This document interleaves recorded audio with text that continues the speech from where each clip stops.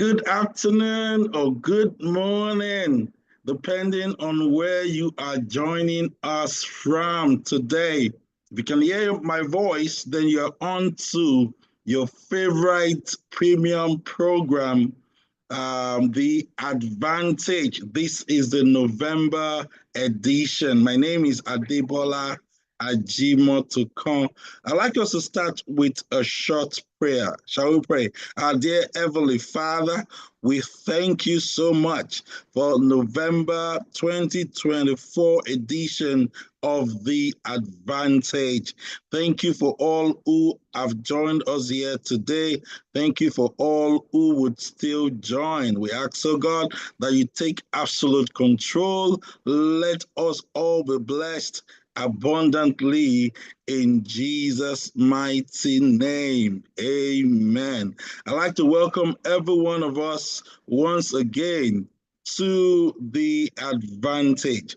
If this is your first time on The Advantage, I'd like to introduce it to you. The Advantage is an executive wisdom series specially packaged to help you attain your maximum potentials as a person, as a business, on your job, or in all facets of life. Various people in different geographies with different occupations have testified that the advantage has been a blessing to them. We have various testimonies of changed lives. Please, please, please be rest assured that today is going to be even better. I'd like you to please do me a favor and be a blessing to someone by inviting them right now. Invite them right now to The Advantage. You can share the link that you used to join. We are on Zoom, we are on Facebook, we are on YouTube, and we are on Twitter. Please share the link, share the link, share the link. Just think of somebody around you that you want to be a blessing to. So just share the link, share the link, share the link at this moment. A few guidelines for all of us.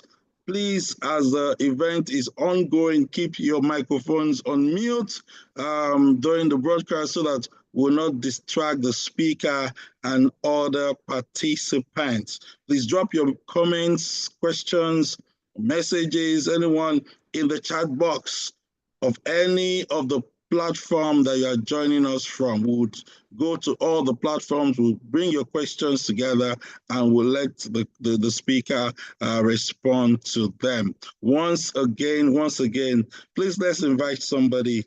Let's invite somebody. Just take a time to invite somebody at the moment, and they will surely come back to you later and say thank you. Thank you. So please, let's invite someone. At this moment, I'd like to hand you over to the diplomatic voices of the RCCG Ambassadors Ghana for a brief musical rendition. Please stay tuned.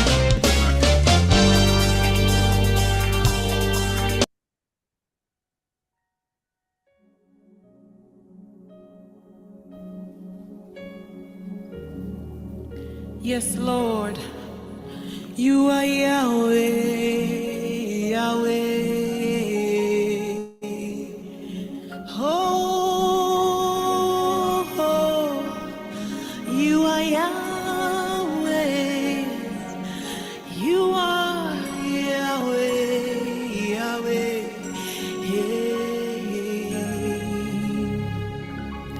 From the pages of my heart, let my worship begin and never end, to the God of all flesh. From the pages of my heart, let my worship begin and never end, to the God of all flesh. Oh, from the pages of my heart, let my worship begin and never end, to the God of all flesh. For He's my God, and His name is Yahweh. His name is Yahweh. Oh, Yahweh. For He's my God, and His name is Yahweh. His name is Yahweh. Hey, Yahweh. For He's my God, and His name is Yahweh. His name is Yahweh. Yahweh, Yahweh. Oh, He's my God, and His name is Yahweh. Yes, His name is Yahweh. Yes, His name is Yahweh. So we lift you high, Yahweh, Yahweh. We lift you high, Yahweh, Yahweh.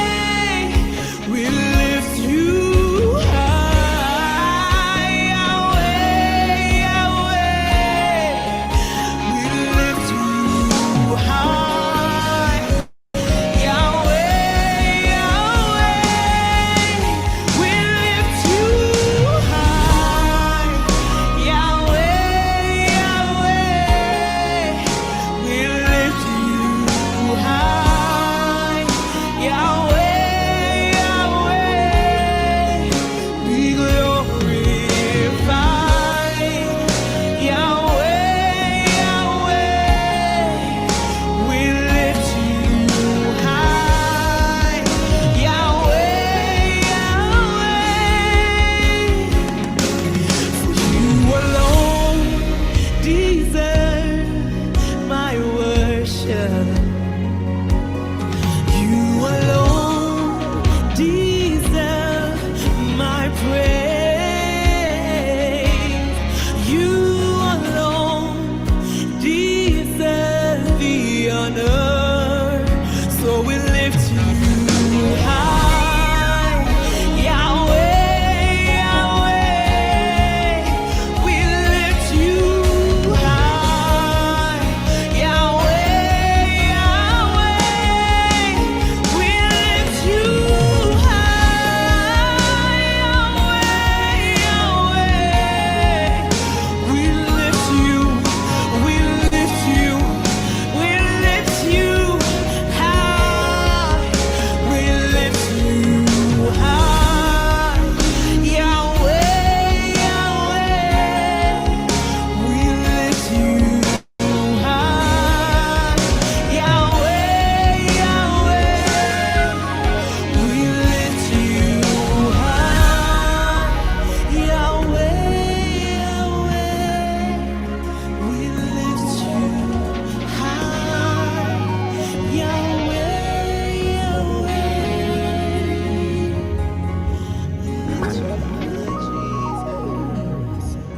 You are worthy of glory. You are worthy of the honor. That is why we lift you high, Yahweh. That is why we lift you high, Yahweh. That is why we lift you high, Yahweh. That is why we lift you high. That is why we glorify your name. We lift you high, Yahweh, Yahweh. Thank you very much, diplomatic voices of the Redeemed Christian Church of God in Accra, Ghana. Thank you very, very much. Okay, I'd like to welcome you once again. Please do share the link. Please do invite somebody, reach out to someone, and let's be a blessing to somebody around you. Tonight or today, we are going to talk about the topic mind over money. Mind over money, a practical investment session. And we have somebody in our midst who is going to do justice to this topic.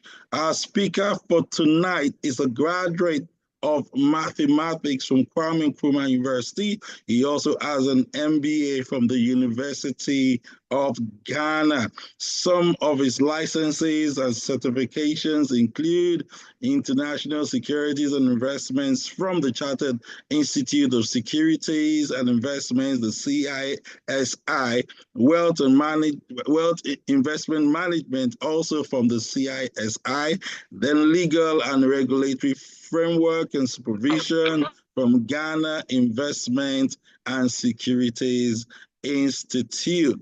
He has been in Standard Chartered for about 15 years and is currently a senior investment advisor at Standard Chartered Wealth Management Limited. He specializes in tailored wealth management solutions. I tell you, tonight is going to be a blast. Please make welcome our speaker for tonight to talk about mind over money, Joshua Aikwe. Joshua, you're welcome. You're welcome to The Advantage. Thank you so much. It was such a pleasure hearing you read out all of the things you were saying. At a point, I was wondering if, hey, is anybody else speaking besides me? But we can only give thanks to God for such a wonderful day. And I'm actually glad to be part of this session.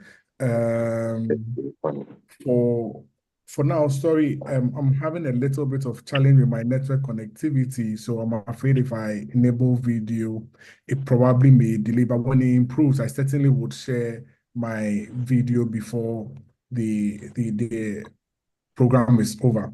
So I don't know if I can just kickstart it right away. I'll share some PowerPoint slides, but first of all, like I said, I'd like to thank God for this opportunity. And secondly, thank Pastor Larry Jordan and his wife for presenting this platform. I pray that I will leave here, of course, as a blessing to all those who have joined. I pray God orders our steps and then guides us in our investment decisions. And we'll be able to learn one or two things from here. So I'll immediately begin sharing my screen and kindly confirm if you can see it, please.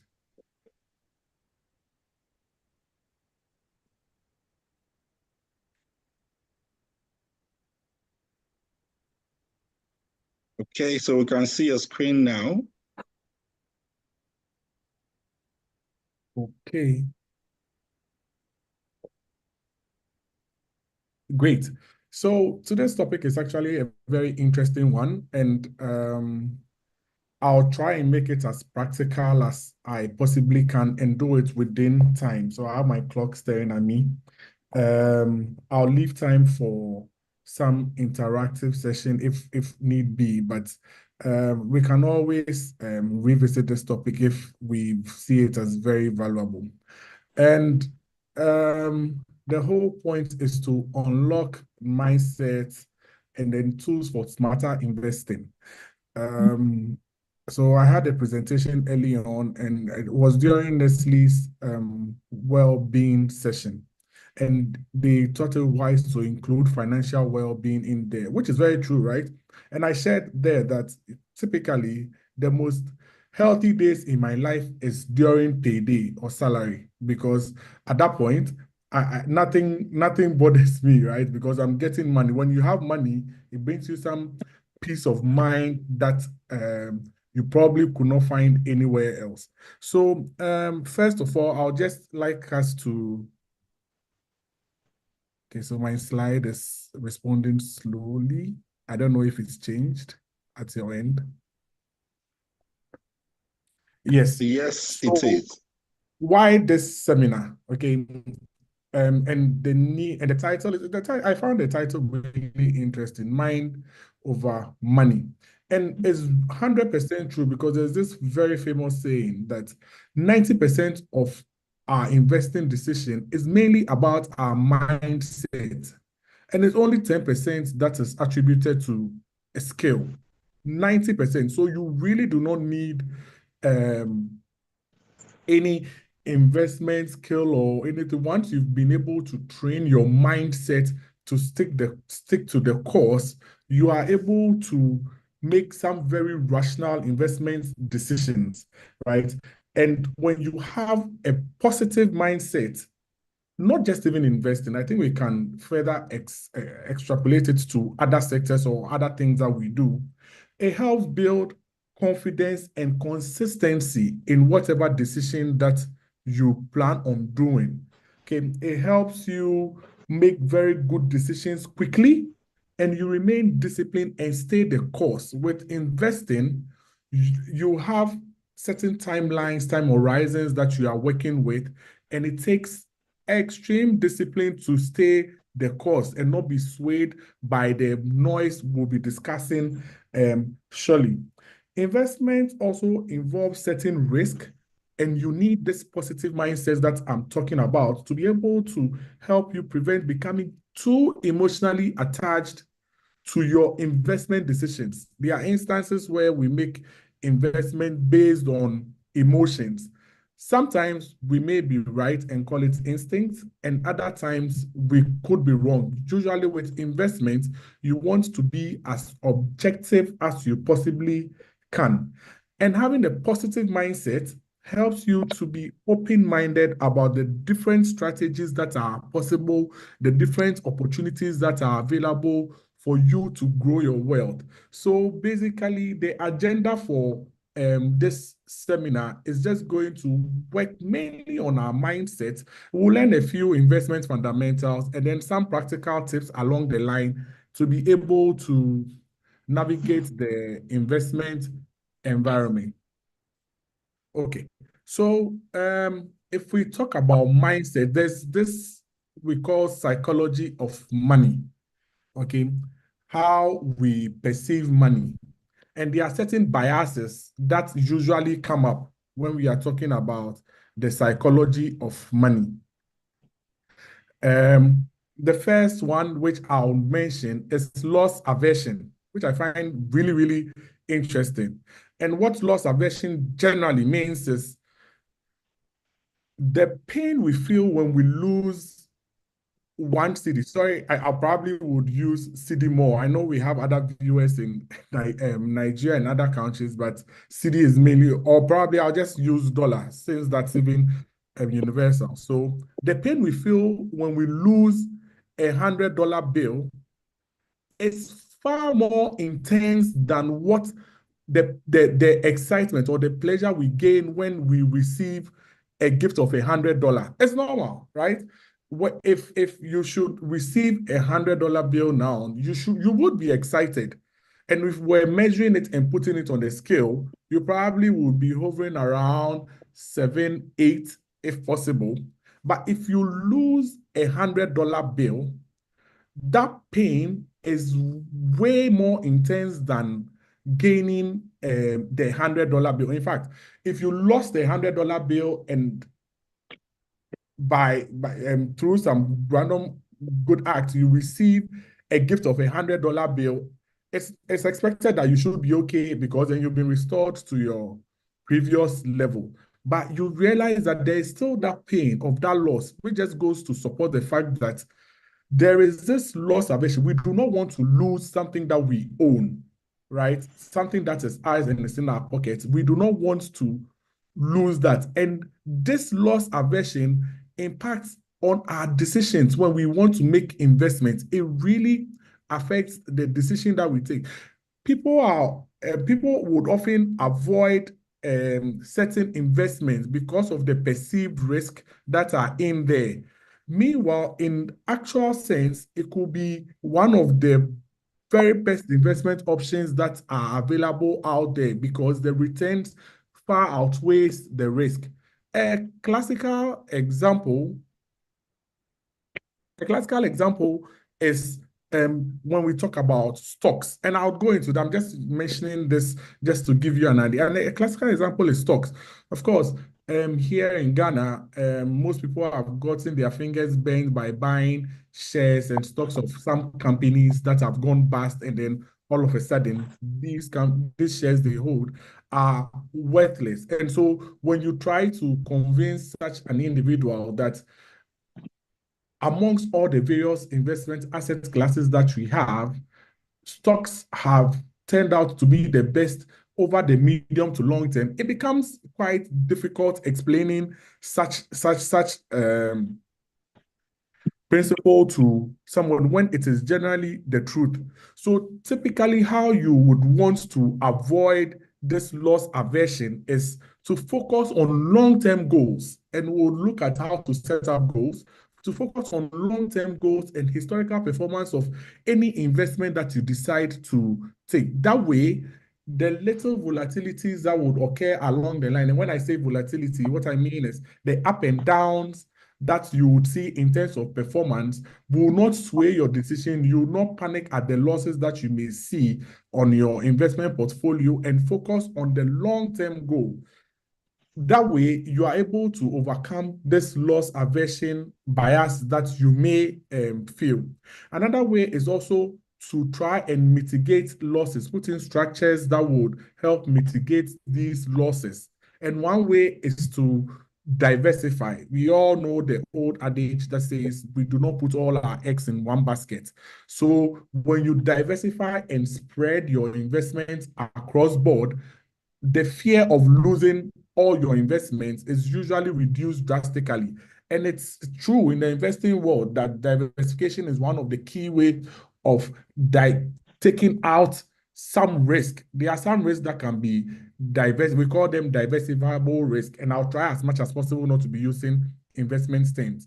But there are some risks that you can get away with if you spread all your investments across various asset classes and different portfolios rather than hold it in one. So that is one of the biases that we need to work on our mind to be open to. We need to work on the loss aversion. There's herd mentality.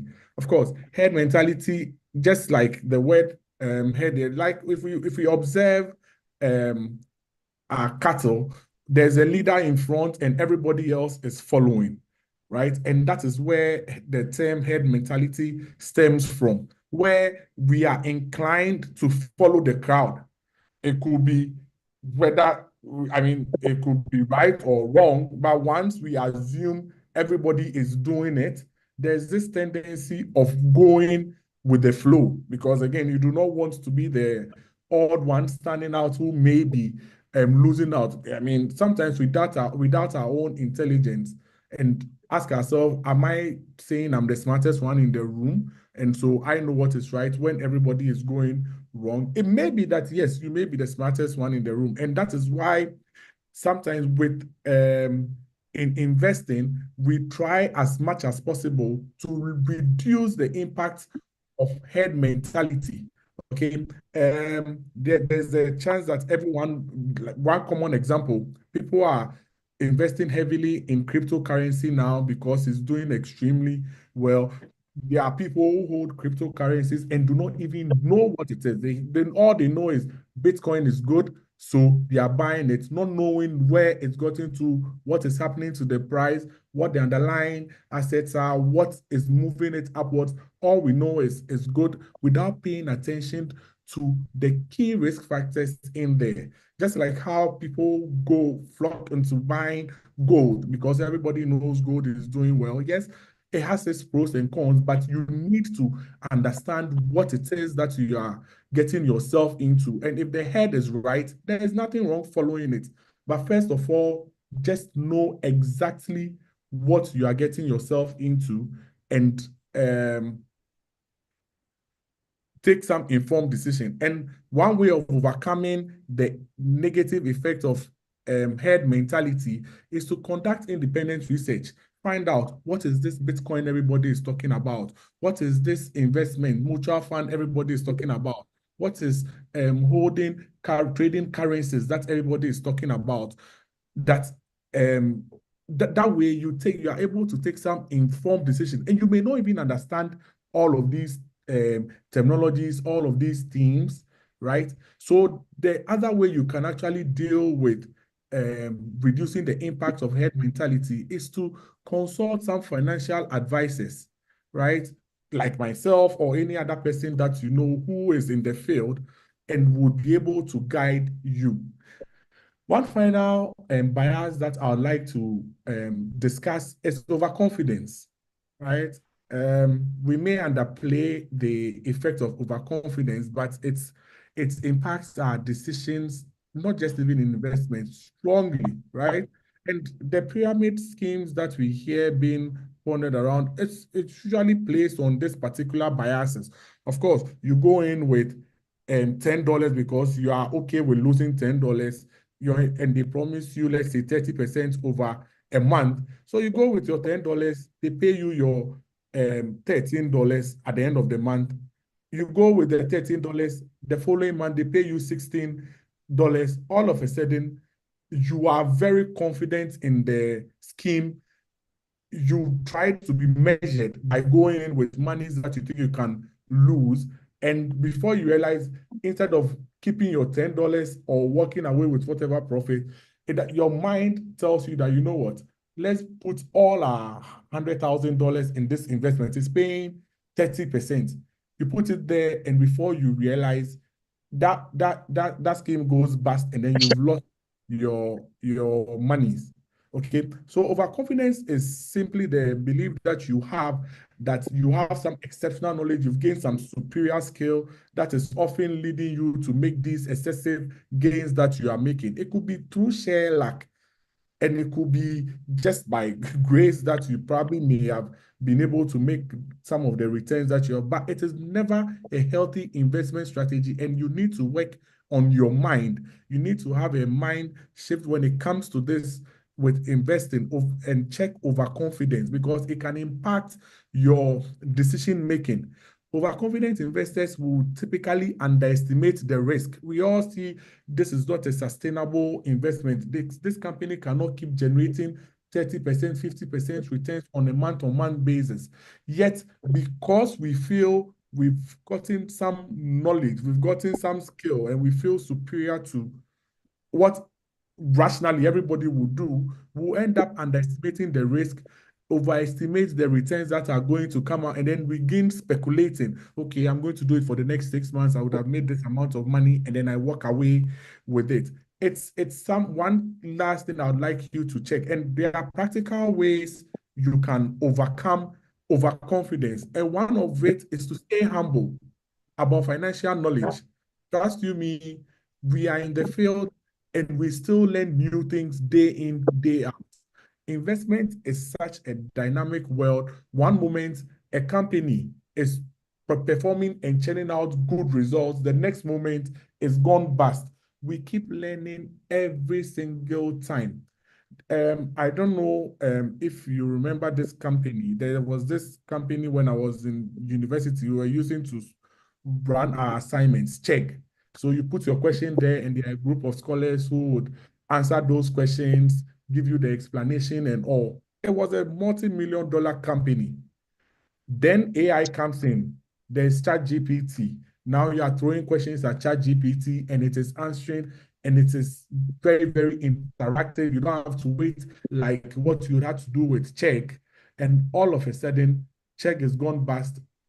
Just last month, I heard they had filed for bankruptcy, and I was like, wow. I mean, I felt bad because it helped me through my university degree, but that is how quick the investment world is shifting, and you need to have a mindset about your money, mindset about where you place your investment, to be able to know exactly what the right way to go.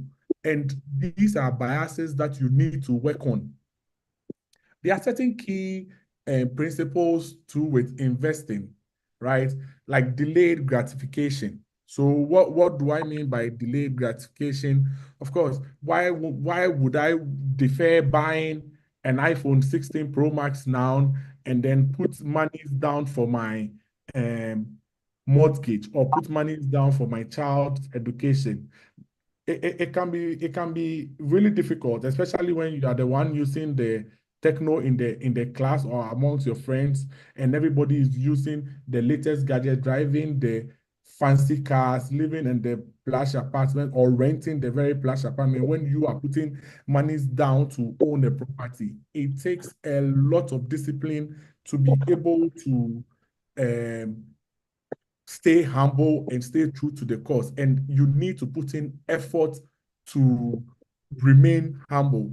The other key principle we'd have to look at is setting financial goals. We've all heard about SMART goals. It has to be specific, it has to be measurable, and all of those things. We'll go into it later. So these are just teasers as to what we'll be looking at. So the key takeaways from just this brief intro on the first bit is that, yes, there is loss aversion, which will usually impact our decision making, but we should not let fear of loss keep us from the opportunities that are out there. We may have incurred some losses in the past. We may still be recovering from those losses, but they are lessons to us. We should not shy away. If anything at all, it's made us wiser to know that this is what we did and we got our fingers bent, and so we will not do that anymore. And we gain that experience. So we shouldn't let losses or the fear of losses keep us from investing. We should still open our minds up to, there are very, very good investment opportunities out there, and I'll share them with you, which you can consider. Herd mentality. We should think independently and critically, and where we feel we do not have the skill to navigate all the information or make sense of all the information available to us, always ask for help. There are professionals who would gladly come to your aid, some for free, some of them will charge you. Just look around and then ask for help before you take investment decision, and avoid being overconfident. Yes, it's good to be confident, but you need to balance this confidence with careful planning and continuous learning. Okay, so that is what I'll just start off with regards to our mindset. Now let's go into, we hear investing. Sorry, Joshua. Can you Yes, please put the slide on presentation mode so we can see it more clearly? Oh, it's not in presentation mode? Yes, it's a bit small. If you can expand it to the screen. Let me start again. I thought it was in presentation mode.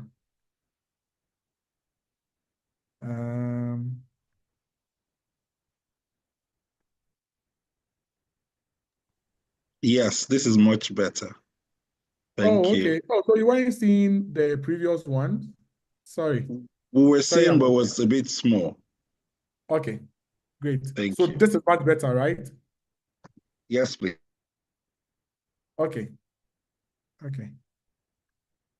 I can forward the slide to you afterwards so you can keep it, because I just tried putting it together just before this. So I'll share it with you afterwards for those who may want to have that anyway. So just in case you missed the previous ones, you can have that together with my little notes that I put down there. Okay, so we hear of investing, we hear of savings. I've been talking for a while now, so let me just throw this to the listeners. What is savings? What is savings, and why do we save? And anybody can answer that. What is savings and why do we save?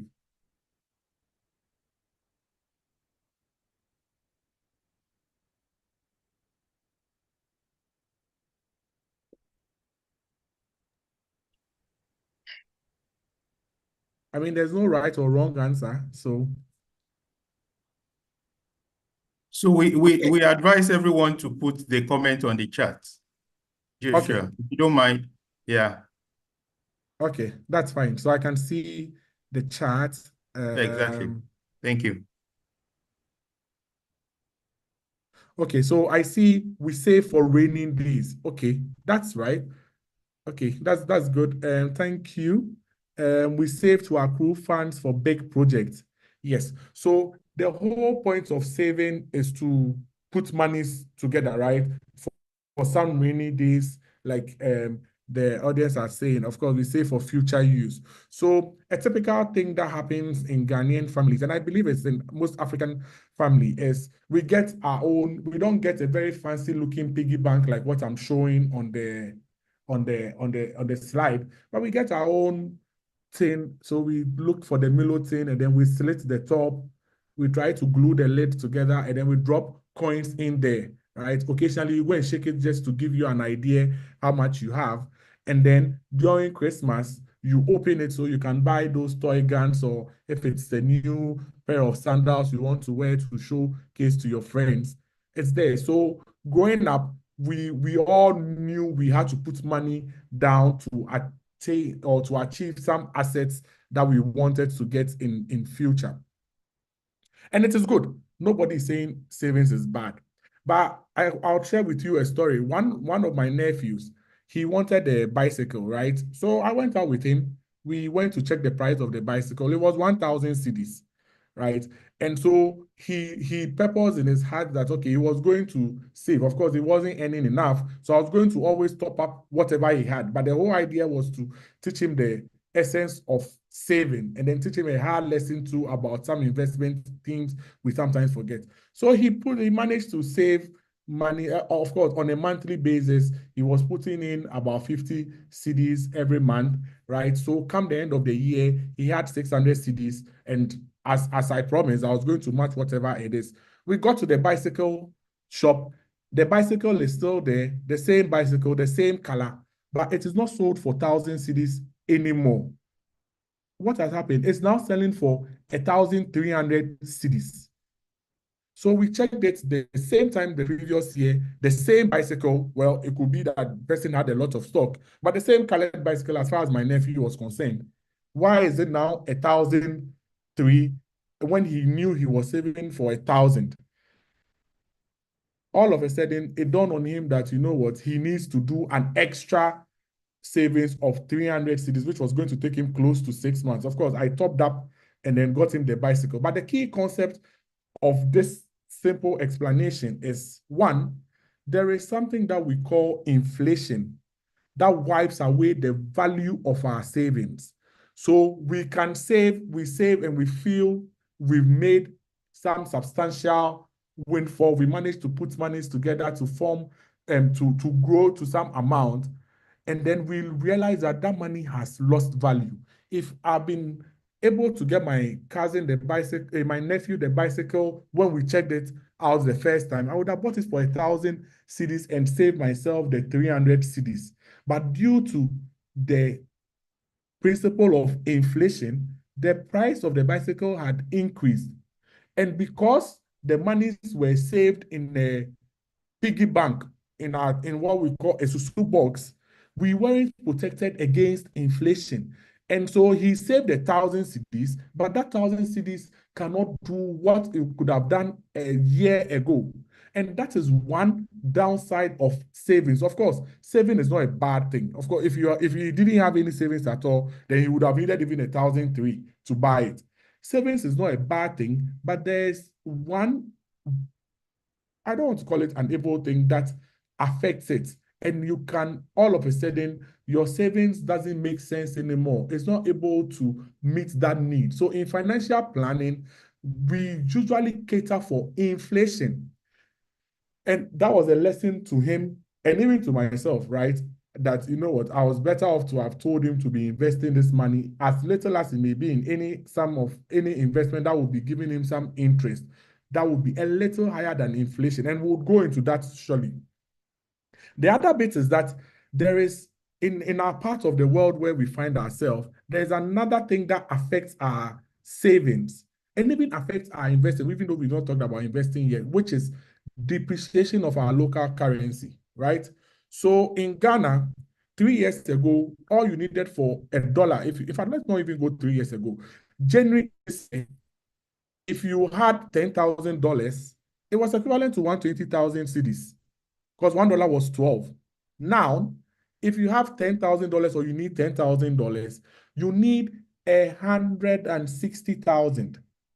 So our cedi has depreciated so much so that $10,000, if you had in January and you kept it at $10,000, it would be 160,000 cedis for you now. And I know it will be same for you in Nigeria or wherever other African country, because unfortunately, we live in the part of the world where we are more import driven than we export. So attracting foreign currency, there's always pressure on our local currency to obtain the goods and stuff that we need, because we need to pay it. Of course, I don't want to go into all of those things because we are trying to make it as practical as we can. So there is another downside to holding our savings. If we are not getting returns that are compensating us for one, inflation, and two, depreciation of our local currency, we'll wake up one day, break our piggy bank, break our susu box, and we would regret not spending our monies rather to acquire the assets.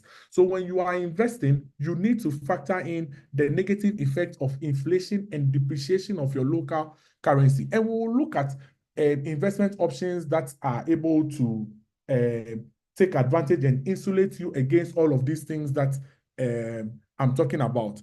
And so we want to graduate from savings. When we are teaching ourselves or are teaching our younger ones, when we are teaching our parents about savings, we want to graduate them from savings to investing. And what is investing? Investing is when you put money to work to achieve a certain financial goal. So in the same example I shared about my nephew, I shouldn't have just taught him savings, putting that money in the piggy bank. I should have told him, if you are putting this amount of money, let's bear in mind that given the inflation rate in Ghana, which is hovering around 22% now, by the time we go or we get enough money to buy you that bicycle, we may need a little more than the 1,000 cedis. So either we are topping up our investment as we go, or our savings as we go, or we are investing that money, because the money being in the piggy bank, because that money is not working and it's just relaxing, feeling cool in the piggy bank, or being feeling cool in the susu box or the Milo tin, we are not making any returns. Let's rather invest it. Let's buy into some investment, be it a bill, be it a fund, be it a bond, be it some currencies, any form of investment, which we'll discuss later, so that our monies would be working to reduce the negative effect of inflation on the money. That way, if we were earning even 10% or 20% on our investment, we would be able to have made that 1,300 to be able to invest. So the long and short is that savings is good, but what we do with the savings is what what matters. Okay, that is the key thing. And so when we talk about investing, we are looking at putting monies aside to meet some financial goal. It could be, and it's different for everybody. So when you walk into Standard Chartered Board Management, the first thing we do is to have a client investment profile on you. And you can also do your own profile. You can always have your own profile. You can create it yourself. There are a lot of templates online.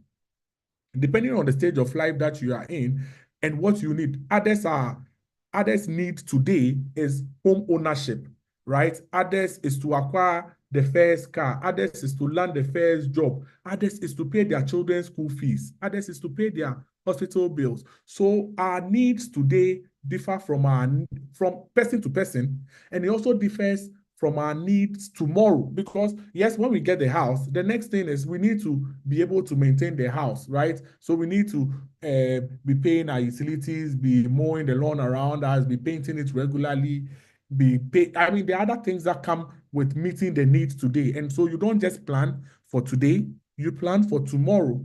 And after even planning for tomorrow, you plan for forever. Because what's the point of going through life acquiring all the wealth that you do with no plans of passing it on to the next generation, right? You could donate it to some charity or pass it on to the younger ones in your family, or any profitable project you want to undertake.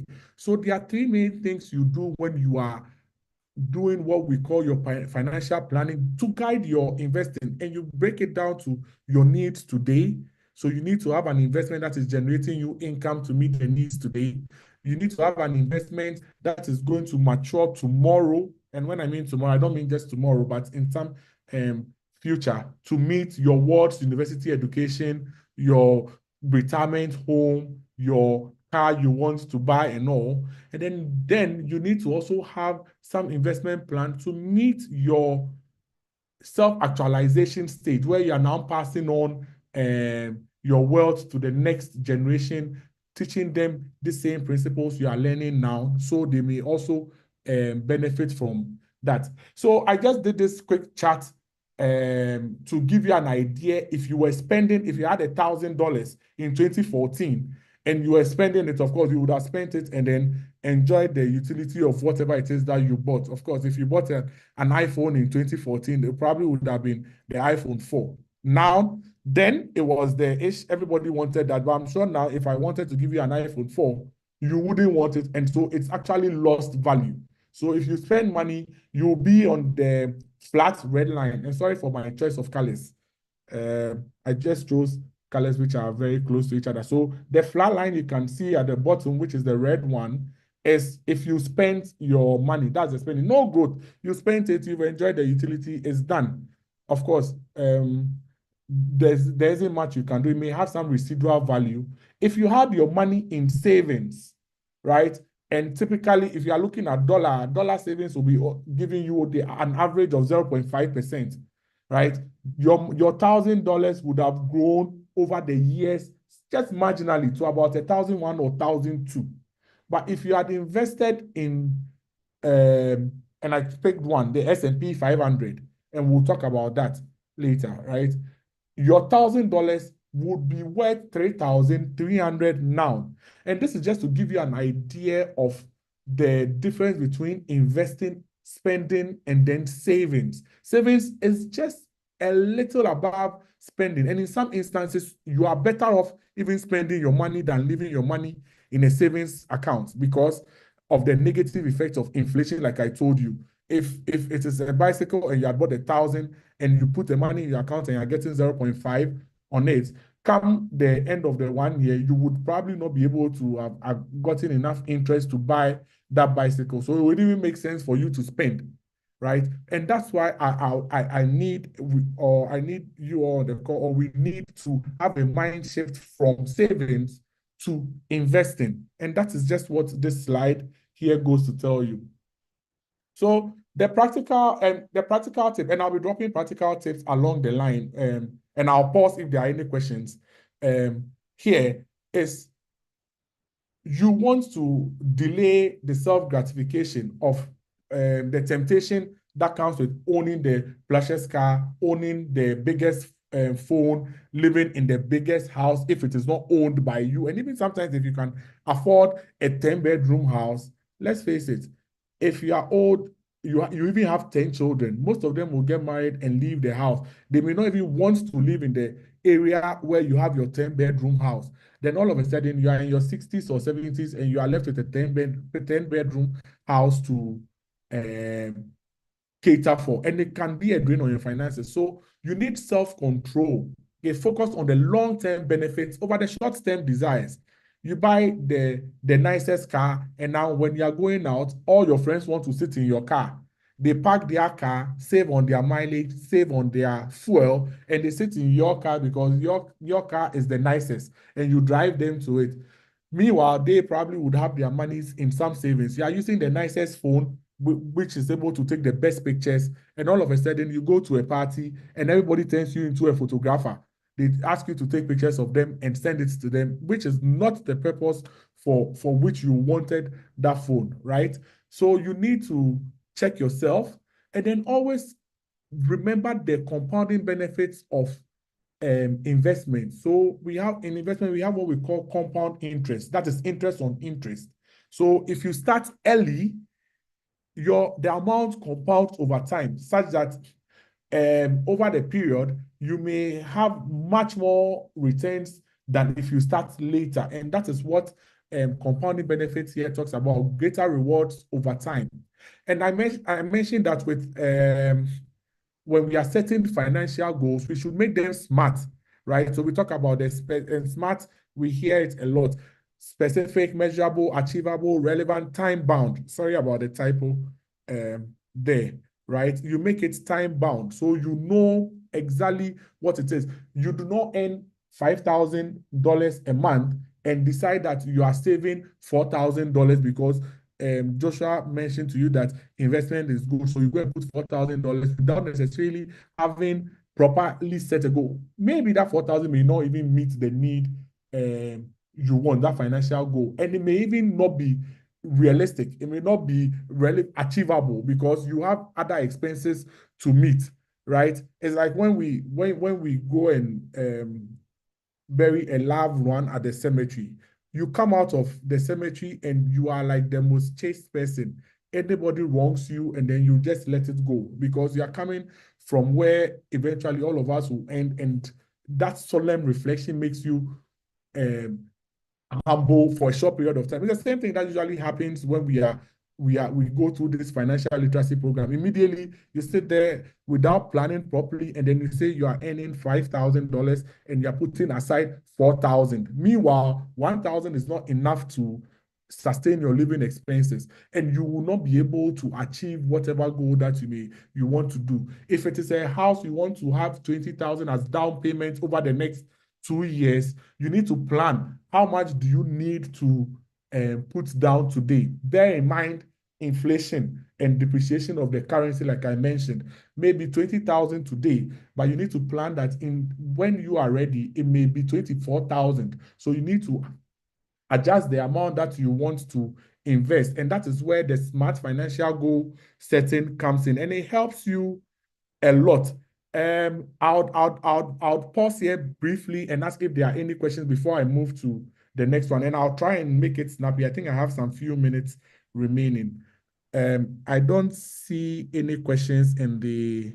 Yeah, we don't have the question yet, so please go ahead at the end. The questions will come in. Great. Okay. So Yeah. I've talked about a lot of things, mindset, I've mentioned inflation, depreciation, and all, but the key point here is we want to learn about investment. And in investment, you need the fundamentals. There are various types of investments. You can group them broadly under ownership investments, lending investments, and then cash equivalents. And we talk about ownership investments. We are talking about ownership in the business. It could be one way you can own a business is to start your own business, right? So when you start your own business, it's also investment. So you can go into water production, you can go into garri production, you can go into anything, any business that you think you are skilled with, and you've been able to identify a niche that will make you unique. You can have a unique selling proposition. That is one of the ownership investments that you can do. If you are like majority of us, where you cannot think of a very brilliant business idea like others have thought of, and those businesses are thriving, what you can do is to buy stocks in those businesses, right? So you can buy equities in those businesses. So for me, I don't know what it takes to produce an iPhone. Steve Jobs did that difficult job to come about with the technology and everything to produce an iPhone. All I know is that Apple as a company, it's a very good company. I cannot start my own Apple company in Ghana. I don't know what it takes to start a technology company, but because I want to have an ownership investment, I'll go and buy stocks in Apple. I'll go and buy stocks in ChatGPT. I'll go and buy stocks in Netflix. I'll go and buy stocks in Tesla. It's just like me starting a car company, an electric car company. Just that this time around, somebody started it. I think the idea is great. I've assessed it, and I buy an ownership in it. And buying stock is an ownership. It represents an ownership in the business. So you are part of the business owners. So one way of investing is buying stocks. Of course, if you can start your own business and you are skilled enough, you have the expertise to make that business thrive, that is one way to go. Another way is to go and then buy stocks of those businesses that have already been established and are doing well. Another ownership investment you can consider is real estate, right? And part of the world, real estate has always been booming. I mean, we've been patiently waiting for the real estate bubble to crash, but it never seems to crash. it's been going up. Well, I don't know about other countries, but in Ghana, what a $200,000 house or $200,000 will get you for a house here, it could get you way better in the US. I mean, long story short, houses in Ghana are more expensive than in the US. I don't know how that happened, and I don't know how it is in Nigeria or wherever you are listening to me from. So holding or having ownership in some real estate is very good investment, and that is one kind of investment you can look at. When we move to the lending investment, you can buy bonds. Okay, you can buy bonds. There are various bonds that are being sold. Bonds are debt obligations, but from this company. So you can decide you don't want to be an owner of Apple shares because you don't want to share in the profits nor the losses. So you rather lend money to Apple. So you go and buy an Apple bond. That way they are obliged to pay you your money and your interest at some specific date. So that is one way of doing it. Or you can decide to put your money in your bank account, and then the banks will use your money and then pay you some little interest, even though I know that's not the best. But it's also some lending investment, or you can do any cash equivalent. So there are some money market funds out there. So these are the broad investments investment options that are available. And trust you me, it may be difficult for you to navigate it on your own, and that is where you need advisory. And you can always ask. There are a lot of companies that would offer you free advisory. In Standard Ghana here, and I know Standard Chartered Bank Nigeria also offers free advisory for clients. You can walk into any wealth management and decide, I have this amount of money. Where do you foresee the opportunities with the risk? And we would advise you on that so that you would take some informed decision. And in investing, one thing we always forget is balancing our risk with the return, right? If you ask, the commonest thing I hear from people who visit me in the office is, I want the highest returns. And then when I flip the question to them, so what you are telling me indirectly is that you want the highest risk. They say, no, that's not what I said. I said I want the highest returns. But you see, in investing, you are compensated for the risk that you take. So the higher the risk, the higher the return. So if there is an investment that is promising you 10% per annum, and another investment is promising you 30% per annum, if you flip it, the other bit is that the 10% is telling you that the chances of you losing your money is 10%. And then the 30% person is telling you that the chances of you losing your money is 30%. We, most of the time, shut our eyes to the risk bit and only focus on the return. And it is never the same. If that was the case, trust you me, market forces will drive it such that in no time, the risk and the return will balance itself out. Okay, so market forces have said that they would always balance it out. So you always need to balance your risk and return. Look at it from the risk perspective. Understand what your risk profile is, and then use that to select the returns. There are high growth investments like stocks, real estate, but those ones have higher risk and higher return. It doesn't necessarily mean that the risk will materialize. You could be enjoying the higher return for 10 years, but when the risk hits the 11th year, it's huge. And that is why you need guidance.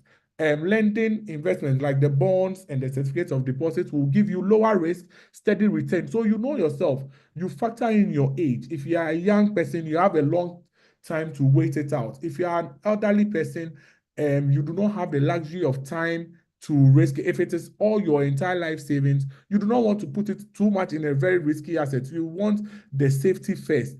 And always, like I mentioned in my earlier presentation, you need to diversify to reduce the risk.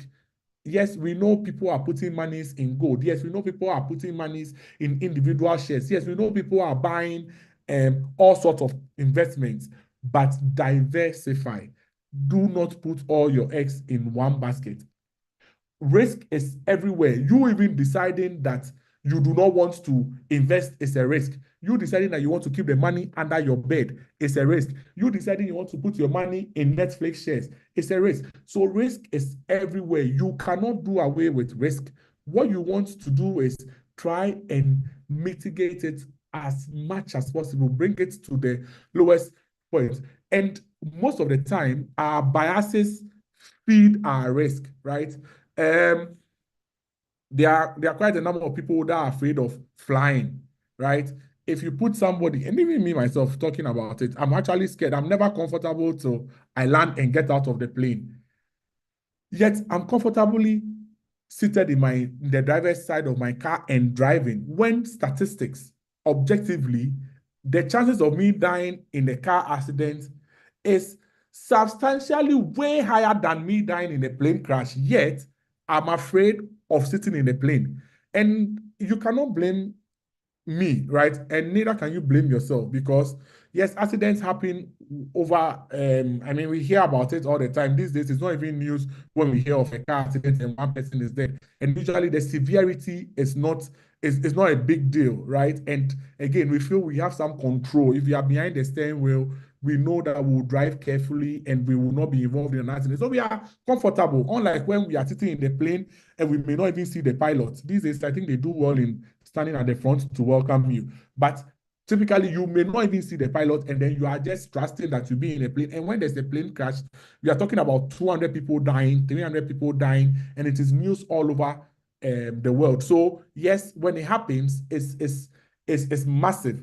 But statistically speaking, or objectively, the chance of you dying in a car accident is higher than you dying in a plane. Yet we are comfortable with the car, and those are the biases, those are the mind shifts that sometimes we extend to investment. We often let our perception of risk mislead us, right? We often make the risk larger than it actually is, when there's statistics, when there are objective ways of looking at or assessing some investments. And like I started in my earlier presentation, we get worried that yes, we went to put our monies in a bond and we got our fingers bent. As for bond, I will never buy bonds again. Meanwhile, we probably only bought a bad bond. We might have even bought a good bond and it's gone bad. That doesn't mean that every bond is bad. The lesson I would learn from it now is that I need to pay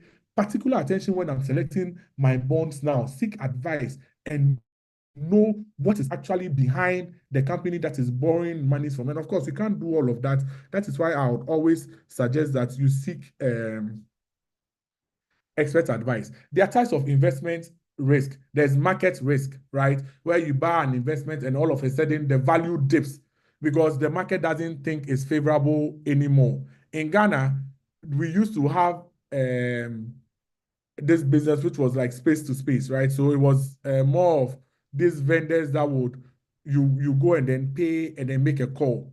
All of a sudden, mobile phones came in, and then if you had a space-to-space business, that business would just go bust just like that. Everything went down. And that's what we call market risk, where you buy an investment and then market moves away from that risk. And all of a sudden, it's not desirable anymore. We had the baggy jeans in the past. So you can imagine if you were a baggy jeans producer. These days, everybody is wearing very skimpy jeans. You do not want it too huge. You just want it just fitting, just so you can go about snappily about your stuff.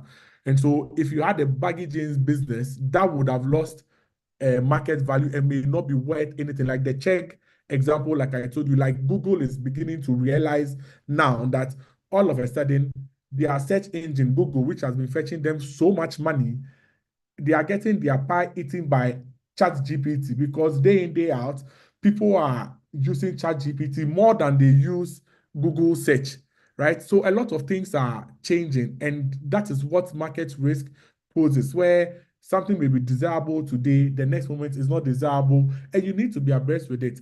Inflation risk, I've explained to you what it is, where prices keep increasing, such that if you do not have an investment which is ahead, promising you returns of inflation. So if your inflation is 30%, you need to have an investment that is giving you returns above 30%, safe investments though. So it doesn't mean because you want to avoid inflation, you go and jump into an extremely risky venture and then you end up losing your money. And then we talk about liquidity risk. The point is you need liquidity. I'm investing for a rainy day. If when I need my money, this investment is unable to give me my money, then that is a risk I should also be concerned about. So we factor in liquidity. There are a lot more risks, but these are just a handful I decided to pick on. So the practical tip here for navigating the investment market is start small and contribute regularly, right? When you do this strategy, we call averaging down. So today, if you are buying stocks or you are buying equities or you are buying any investment that you are not too certain of, you are afraid, you are worried, buy it over a period of time. What that does is, so you go today, you are buying a mutual fund, the price is 9, you buy it. You go tomorrow, it's 10, you buy it. You come the next day, it's 7, you buy it. If you are looking at the cost of the investment, it will be an average of the various prices at which you bought, and you realize that it smooths out the volatility over the period. You would have smoothing out the purchase price, and we call that strategy averaging down. And then it eases you into the investment. It gives you experience in that particular investment, and you are able to better understand it. When you are in a very complex market, of course, I'm talking about diversification. So you may start looking at offshore investments, which are in hard currency. So you are insulated against the depreciation of your local currency. These days in Ghana, most people are having their investments in offshore dollar-denominated securities. It can be very difficult if you are sitting all the way in the village in somewhere, Accra or Abuja or Kenya, wherever you're listening from. You may not know the ins and outs of Wall Street or Silicon Valley and everything that is happening there. But all you know is that there is something good. And of course, I've sensitized you about investing offshore. Make use of professionals to navigate these complex markets. You don't need to pay these professionals because these professionals need your business. There are a lot of them that will charge, but there are a lot more that are going to offer you free market insights. Make use of them. Always keep an emergency reserve, about 3 to 6 months of your expenses in very liquid assets, right? I don't mean leave it sitting in a savings account because then inflation is wiping it away, but put it in a money market fund, right? Put it in something that at a short notice, you'll be able to have access to your money. But again, there's some decent returns on there to cater for inflation. So keep some emergency fund. It is extremely important so that you are able to remain disciplined. So you have your emergency fund and then you have your investment. So you do not need to always jump onto your investment because the investment is for a particular goal. So you do not need to. Emergencies do happen. You can fall sick. Your wonderful son may be trying to pluck a mango and then break somebody's window. You would have to pay for that. Or break somebody's windscreen. You may have to pay for that. You may find a business opportunity all of a sudden that you've been waiting for. You do not need to deviate from your investment strategy. So that is where your emergency reserves will come in. Focus on low cost. Always factor in the cost of the investment. And in most instances, look at the tax implication of the investment. There are some investments that will charge you taxes, others will not charge. Look out for those options. And one key thing with investments is be patient. Investing is a long-term game. You are not trading. If you were trading currencies, you buy today, sell the next 1 hour, and then you make money. You buy tomorrow, sell that same day, and then you are just trading off the volatilities of the market. That's not what you are doing with investing. Investing is a long-term game. It is time you spend in the market. You can't see the market and say when the price comes down, this is when you want to buy it. It is you're actually compensated for the time you spend in the market, not trying to time the market, and invest, not trade. And the final thing is to be disciplined. Stick to your investment goals. Always, and that's why I advise that you put together your financial goals, which are, of course, are SMART goals that you've set.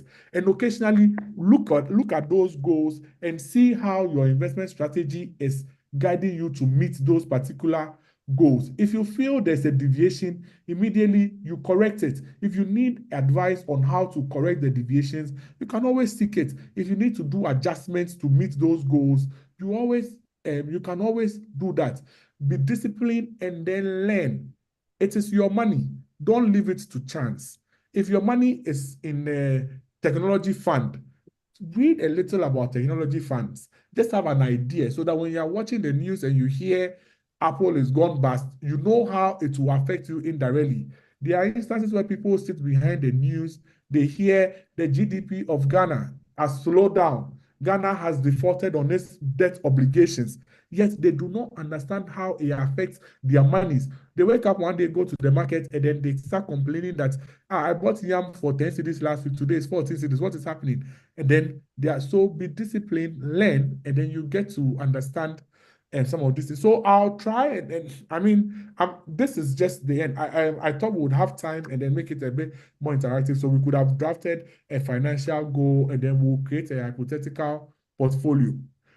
But unfortunately, it's not like that. What I'll leave you with is set a financial goal today and take the first step to meeting those financial goals. So thank you, everyone. Thank you, Pastor Larry Joda and wife, for the opportunity to present. I could have gone in further, and if you give me 2 hours, I'm sure I could still talk for 2 hours on ending. I didn't go into any specific products because I want you to have your goals prepared and speak to an advisor to guide you on how to achieve those goals. So thank you, everyone. If there are any questions, I'm sure we can address it. Yeah, Excellent. So Joshua, thank you so much. I know you couldn't cover everything, but I believe by the grace of God, there will be another opportunity to start from where you stop. But I tell you, it has been mind-blowing. Thank you for going into the roots. Thank you for going into the foundation. And you are able to decouple everything, and we are able to take a lot of things from your slide and from your presentation. I wrote a lot of things here. You started with mindset and money, and you said 90% of investment is mindset and only 10% is skill. So having the positive mindset, is very, very important because it helps us to harness the opportunity that is, in every investment. You talked about the psychology of money, and that is how we perceive money. And you talked about the biases, loss aversion, particularly those people who got their fingers burnt in the past, with some investment they had done. You talked about herd mentality, and this is very relevant because people tend to go for other investment that others have done, and at the end of the day, some people might not be that lucky. And you talked about overconfidence.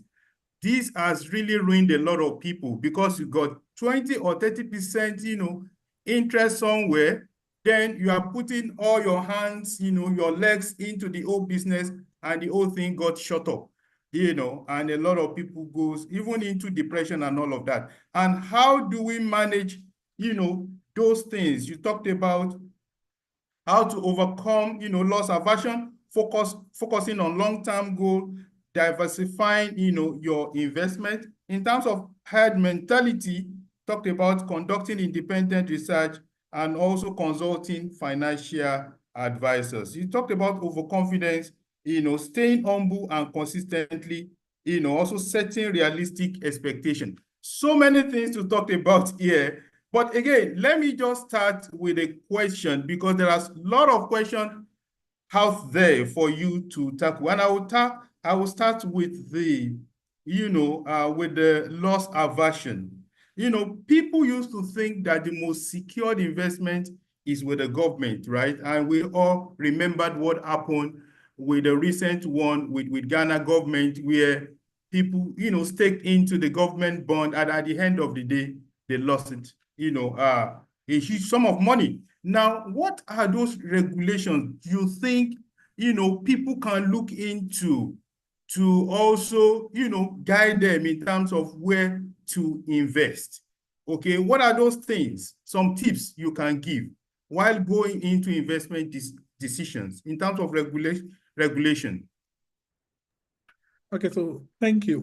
And so, yep. So the funny thing is, Ghana government has always been rated high risk. Well, first of all, due to where we find ourselves, so you have your neighboring countries all fighting among themselves. So once there is a regional risk, it will be passed on to the government. And the warnings were clearly on the walls, right?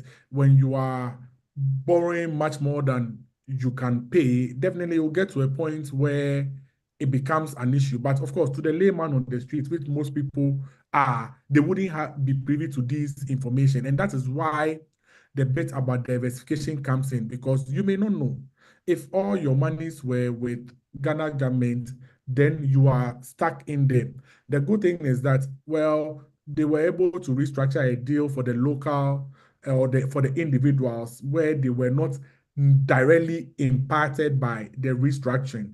But what the silent killer in there is inflation shot up, of course, due to some things the government did to be able to pay. So yes, you were able, your money is still there, but the value has been lost drastically. And that is where I begin to sensitize people on the negative effect of depreciation of the local currency. Because now, because of that default that the Ghana government has gone through, it would affect us throughout our economic life. I mean, you are classified as a bad debtor because you've borrowed and you've not been able to pay before, and it will hang around your neck for the rest of your life. So it is now, the onus now lies on you, the individual, to hedge against that risk. And that is why I recommend a lot of offshore investments to my clients these days. We'll keep minimum exposure to cedi, because of course, once we live in Ghana, it's a cedi we use to buy our fuel, buy our food and all. But our total assets, a majority of our total assets should be in the currency, in an investment that is insulated against the risk that Ghana government poses, and then the negative effects of inflation. One key principle, and not a principle, I mean, one strategy I use is, and I learned it early on in life, that I hold a percentage of my AUM. When I talk about AUM, that's the total assets I have in a hard currency or in any investment that is insulated against the local relative to my age. So when I'm 30 years, I hold 30% of my total assets in hard currency or in something to insulate myself from the happenings of the local economy, such that by the time I'm 60 years old, I'll have about 60% of my total exposure in hard currency. That way, of course, the 40 I can take a chance with, I can live on, but at least majority of my funds will be protected against the happenings in the local economy. It will be in the developed markets where at least things are more transparent.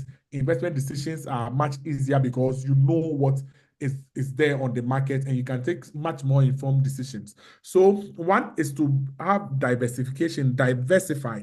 Don't put all your eggs in basket. I know, yes, Ghana government was supposed to be the safest, just like Nigerian government is supposed to be the safest and all. But unfortunately, this part of our world, we don't follow the economic principles just like other countries would. So that's just a long answer to your question. Okay. Thank you very much, Joshua. And now that you talked about, playing safe with foreign currency, I was having a conversation with a friend, in my boardroom recently, and we're talking about Trump. I mean, there's this Trumpification, right? Trump has entered. Should we be afraid, or what do you think the impact of this will be on particularly investing in dollars? Please, can you just share? Great question. I'll try and make it snappy. So with Trump being the US president now, in fact, for investment, it's great. It is for your migration that is an issue, because the guy, so you going to the US to stay there and get work, is the risk is now huge. So like the common term Nigerians use to japa now has become much more difficult. But you don't need to be there yourself. Your money can japa for you, because Trump being the US president now is pro-America. Trump is not going to make America like the big brother to take care of all other countries and they are there. Okay, so every issue, everybody expects America to be the big brother to take care. Trump says he's pro-America, America first. And so businesses in America are expected to thrive more. He's talking about sanctions for China, even Mexico, where they produce that. So any US company that is producing goods outside the US would have tariffs slapped on it. So bring those businesses back to America. So if you realize, ever since Trump won, the stock market has been going up. It's been green, green, green, green, green, just because of the positive sentiments Trump brings to the American market.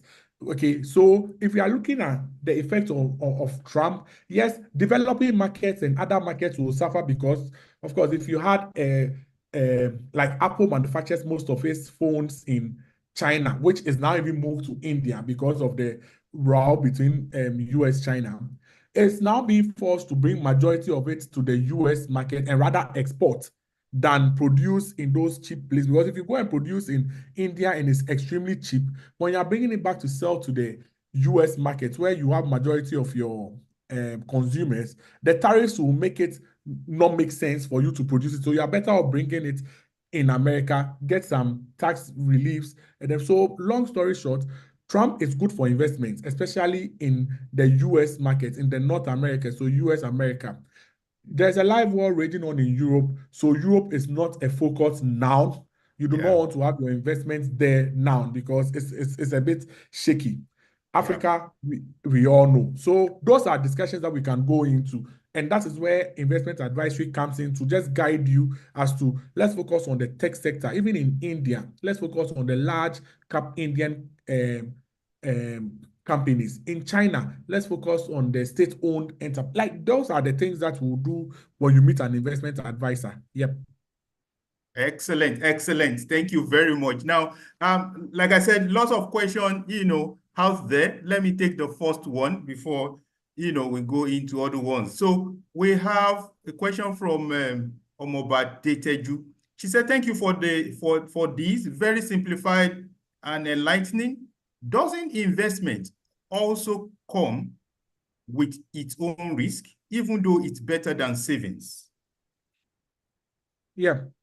So, like I said, every investment there's a risk and return trade-off, right? But you can diversify away some of the risk. And like I mentioned, over the medium to long term, investments have always outperformed the benefits of savings, right? And I mentioned the negative effect of inflation, the negative effect of depreciation on that savings that you have. So yes, there are risks, and even your savings in the bank or wherever you're keeping it also has a risk. The bank can go bust. There are banks that collapse here in Ghana. I believe there are banks that have collapsed in the US as well that we all hear. Of course, there's the deposit protection that will protect you and all, but there's a risk. Like I mentioned, risk is everywhere. All you need to do is take measured risk. That's all that time. There are investments that will return you just 1% higher than what you get in savings because the risk is next to none. So it's all about the risk and return trade-off. So there are risks, but you need to know what your risk appetite is, and then you take what meets your risk appetite, basically. My risk appetite may be different from yours. I may be looking at the very risky ones, and so I'm okay taking it. Once I'm comfortable taking the risk, I'm fine. And bear in mind, the risk in there doesn't mean at all costs it's coming. Of course, you are guaranteed the return, but the risk doesn't necessarily mean it's going to happen. People go through Ponzi schemes and work out millionaires. If majority will go in there and then they'll get their fingers bent. So it's just about the risk that you can take. For somebody who has made money off Ponzi schemes, there's nothing you tell this guy about Ponzi schemes that he will believe are bad because he's made the monies on there. So those are that's just how I can address that. Okay, thank you. Let me move to YK Show. YK Show is asking, will you address the challenges and opportunities of lending investment in the informal sector in Ghana, please? I don't really get, so if as in the advantages of holding bonds, because when I talked about the lending investments, it was primarily with regards to the debt instruments, like when we talk about bonds where you're holding a bond. The bond market in Ghana after the government default is not really great. In fact, you would not find government bonds um, easily to buy, except the ones that are being compelled to, like the pension houses and the insurance companies that are being compelled to hold government bonds. Individuals don't tend to buy bonds. Now, in any case, the returns on bonds are lower than what you're even getting on treasury bills now, right? Or the money market fund. So I wouldn't recommend going into bonds currently, given the fluid nature of how the Ghanaian economy is. I'd rather you go into some money market funds, good money market funds, and it could be in CD, it could be in dollar, it could be in pound, anyway, anyone that you prefer. But looking at the debt instruments, primarily like the bonds and all, I wouldn't recommend them too much. And even the real estates, right? You need to be careful about real estates these days in Ghana because the economy is going through a lot now, and the outlook is not great. So, and bear in mind, COVID has made us realize that we don't necessarily have to meet to have a meeting. We can do it like we are doing now. So, prior to COVID, you get the expats traveling all the way from Norway to come to Ghana and will need somewhere to stay. So, if you have those plush apartments, they'll stay in there for 3 weeks, a month, and then you make money. These days, they are reducing. Of course, companies have their net zero thing targets to meet, and they want to save monies from flying first class and up and down, and people also want to stay with their family. So once they can do it via Zoom, they don't necessarily have to come and stay in those apartments that you are putting up for rent, or you've actually bought for rent. So you need to be careful about some of even this real estates that most people go into. In fact, you are better off buying a real estate investment trust than to own the real estate itself, because you may struggle finding tenants and all. And these are the analysis that we need to do to be able to guide you as to what investments to take. So, long answer to your question, and I don't know if I didn't answer it right, you can always come back and then we can address it later. Okay. Thank you for dealing with that. This one is also coming from Aditeju. She said, to mitigate the risk involved in investment, will you advise short-term investment as against a long-term investment? Good question. But then again, it's on an individual basis. So there's something we call investment time horizon, right? So then that's why you need to set your financial goals. So ideally in investment, longer term investments, because of the uncertainties or the exposures you have, would give you higher returns than the shorter term ones, right? And you find most Africans and Ghanaians like to do short term, and they'll just come and then roll it over. They'll say, oh, I think I need my money in 3 months' time. 3 months come, and then they'll roll it over. You could have done a 6 months investment and get a higher return than do the 3 months investment, which was giving you lower than that. So you need to have a time horizon for each of your goals. So if it is to pay your ward's university fees and your ward is 3 years old now, then you have about 13 years. So you can look for an investment that has a longer term horizon. If it is to pay your rent for next year, because you pay rent on an annual basis, then you have to put it in a short-term investment. Like I said, you need to look at the pros and cons of each of it, and you have to match it with your investment goal. So it's not straightforward as saying go in for short-term investment or go in for long-term investment. It is dependent on what the goal for that particular investment is. Okay, thank you very much on that. There is another one from there's another one here. 1 minute. From HighPhone. He said, as a businessman, how can I define and prioritize risk? And what risk management framework can be used to mitigate the risk? Hey, as for risk management framework, I'm sure we will have to consult the risk managers. But as a businessman, I'm sure when you are considering doing any investments, you are looking at the opportunity cost, right? You weigh the cost of putting the money in an investment or injecting it into your business. During down times, usually makes sense to have it in some liquid investment that would earn much more than you would probably earn if you were. I don't know how to put it. So, for example, if you are a raincoat producing company and you are in the dry season, nobody is going to buy raincoats, right? So you can decide that rather than inject that money into your business around that time to produce raincoats, you can diversify away, look for some investments that would mature just in time for the rainy season where you think you need to scale up production. Or if you want to diversify away and then start producing tarpaulins to shield against the harsh sunny weather. So those are the opportunity costs that you may have to do as a businessman to determine where to have your investments. Like I said, it's not as simple as I've made it seem. There's an entire risk management framework that teams work with. Unfortunately, I'm not a risk expert. I mainly look at the investment risk bit, so that you may need to consult those people to assist you with that. Excellent. We are running out of time, but the more I try to close on these questions, the more many are popping up. So I just received one, and actually this ties to my own question that I also noted here. He said, this is coming from Debo Famo. He said, these days there are investing apps that help people to buy international stocks and monitor it as well. Is this advisable? And can you please share your thoughts on it?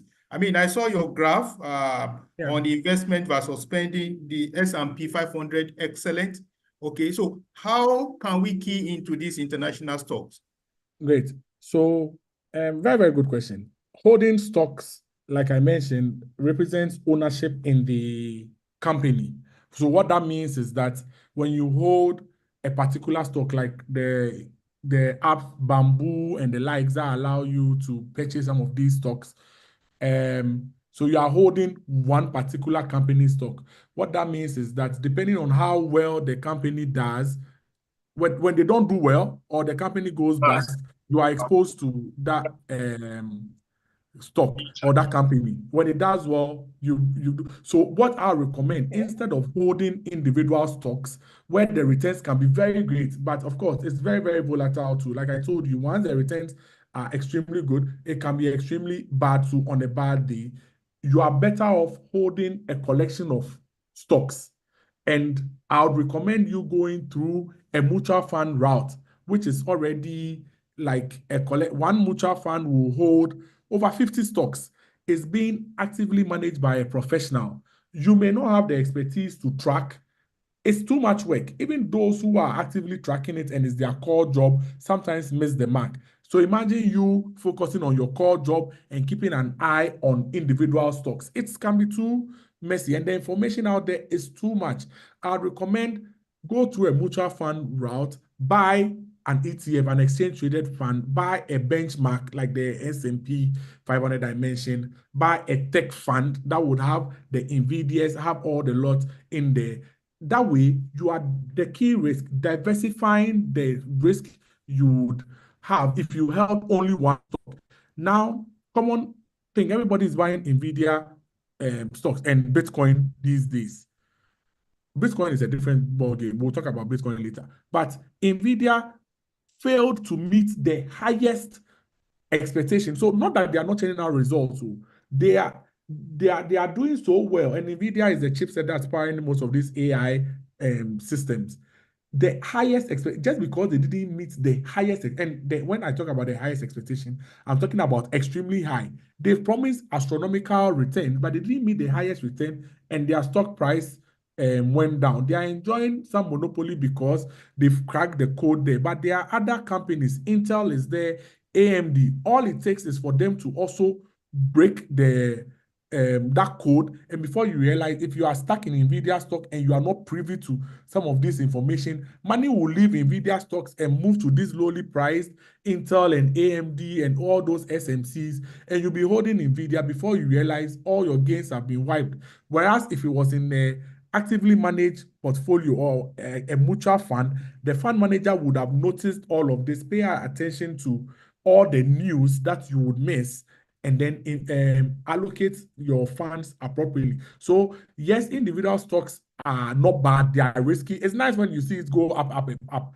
But I think the best way to manage your investment is to go through a mutual fund route. And that is what I recommend. Okay, thank you very much. So let me just drop this last one. We are not talking about Bitcoin, but we have what we call the gold coin, right? Gold coin investment by the Central Bank of Ghana. What can you say about that? Good question.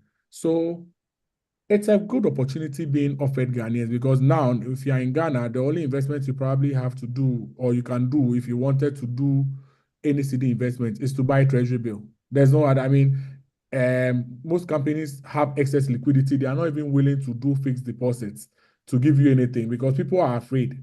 After they got their fingers bent, they are afraid of investing. So they are leaving their monies to sit in their account. So banks have too much liquidity. They do not think they will pay you any interest. So then you can only buy a treasury bill. And it's the government, the same government that has defaulted, that is borrowing the treasury bills. But we are not worried about lending cedis to the government, because worst case scenario, they will print and pay you, cost inflation, and you get the money. The purchasing power would have reduced. But that's our back case. So they thought it wise to bring the gold coin.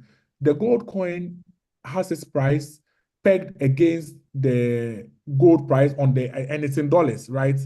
On the gold exchange, they have something they mentioned. So it's pegged against the dollar. So it's giving you access to buy an investment which is pegged against the dollar. So then the depreciation of the local currency is one thing that you are averting if you go and buy this gold coin. But the gold coin also has, so one, gold is trading at its all-time high.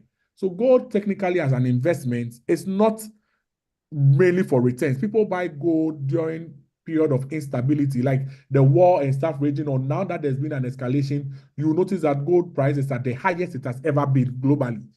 Because there are fears that the war between Russia and Ukraine is being escalated. China is also flirting with Taiwan along there, and then there's the Israel-Hamas bit too as well. So when we are going through a period of uncertainty like we are doing now, people, even central banks, start buying gold.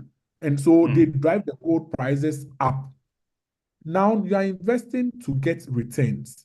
So you want to buy low and sell high. If you are looking at cedi terms, if you buy the gold coin, you are no brainer. You are in good business. You get decent returns in cedi, and then of course the depreciation will not affect you.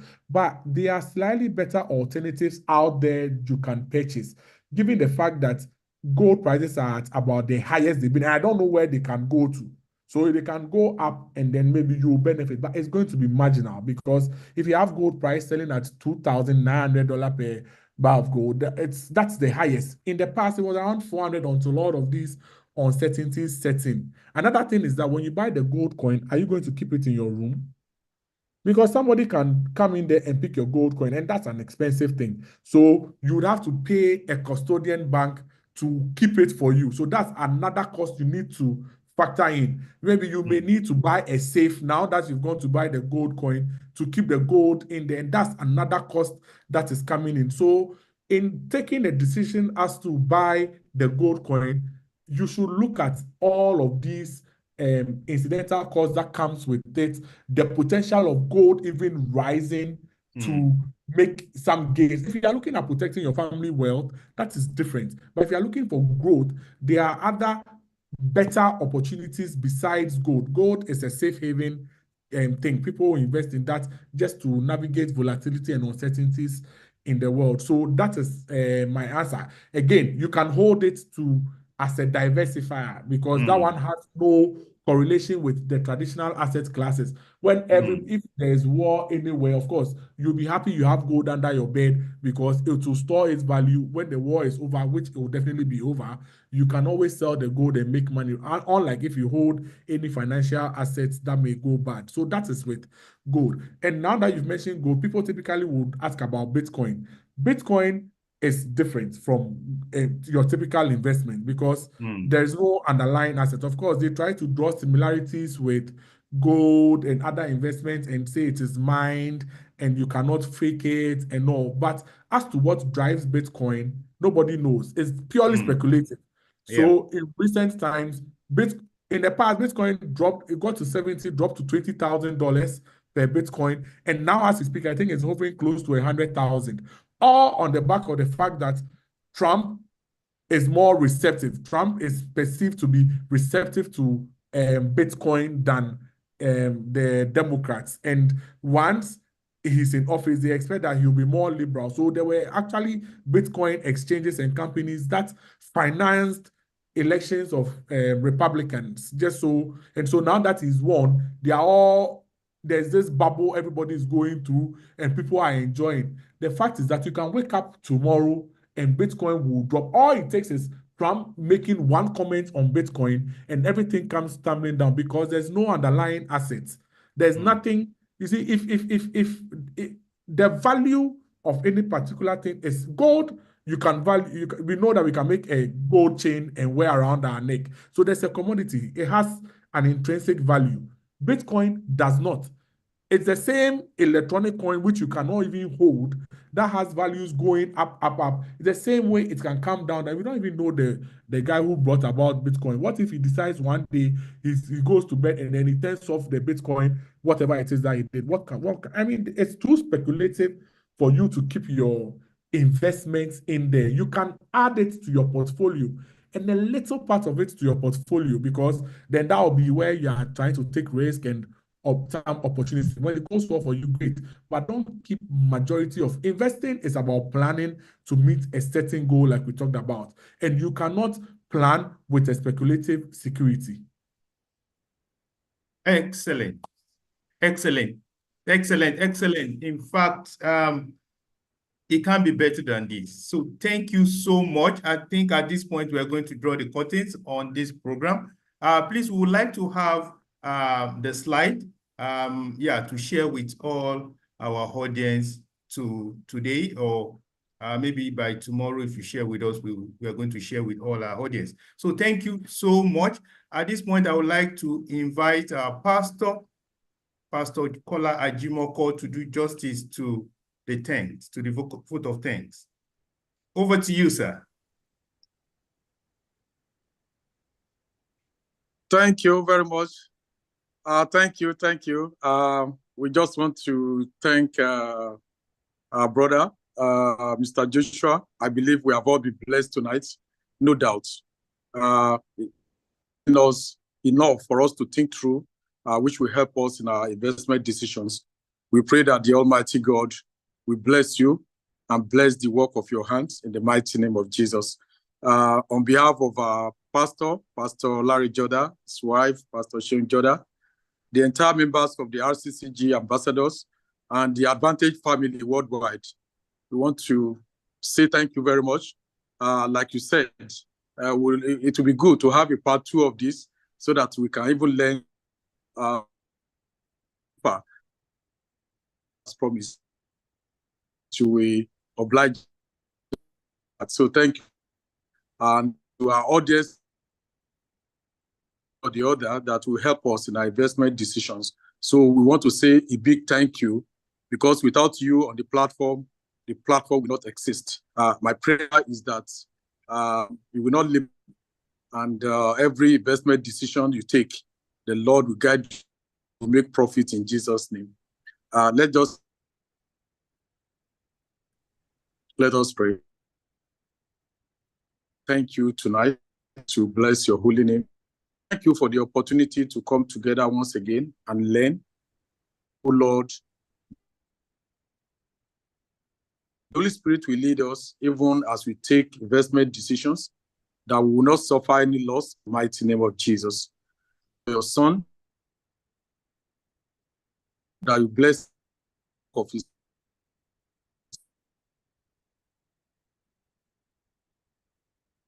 anything concerning shall be good.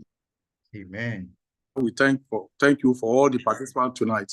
Amen. And we pray, oh Lord, that as we continue to take our decisions, that you continue to guide us, continue to lead us, and continue to direct us in the mighty name of Jesus. Thank you, Almighty Father. In Jesus' mighty name we pray. Amen. Amen. Amen.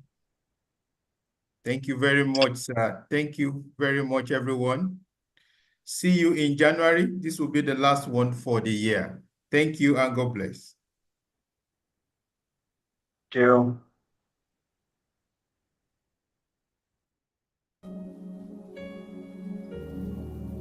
Yes, Lord, you are Yahweh, Yahweh. Oh, you are Yahweh, you are Yahweh, Yahweh.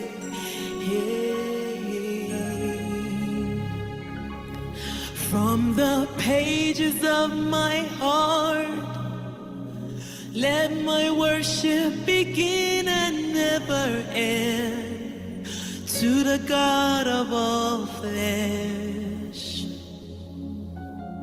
From the pages of my heart, let my worship begin and never end, to the God of all flesh. Oh, from the pages of my heart, let my worship begin and never end, to the God of all flesh. For He's my God and His name is Yahweh. His name is Yahweh.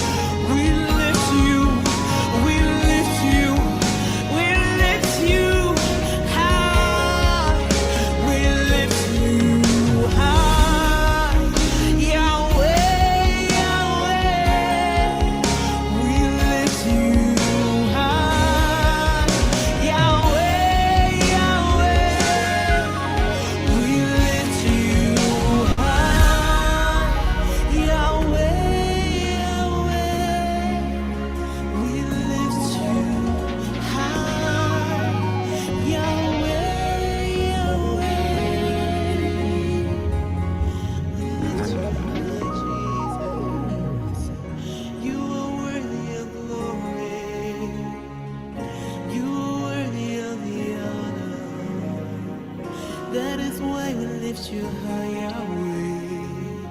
That is why we lift you high, Yahweh. That is why we lift you high, Yahweh. That is why we lift you high. That is why we